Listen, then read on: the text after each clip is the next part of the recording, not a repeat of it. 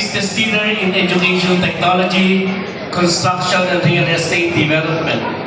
More importantly, he is a devoted husband to Jenaline and a hands-on father of four. Tama ba ito? Four ba? Four? Oh, ako sakto. Walang labis, walang kulang. Hindi ko na pong papahabain, as they say, the more important the person, the shorter the introduction. To all of us, his friends, he's simply one of the most inspiring, humble, and hardworking servant leaders we have ever known.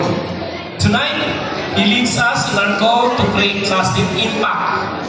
A fellow Vedan and a dear friend, fellow Rotarians and friends, may I ask everyone to please rise and warmly welcome the District Governor of Rotary International District 3780, District Governor Ryan Giron Pinay.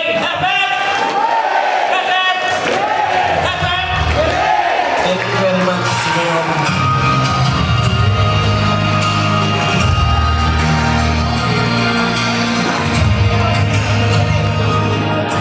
A big round of applause to past District Governor Milo Locenario.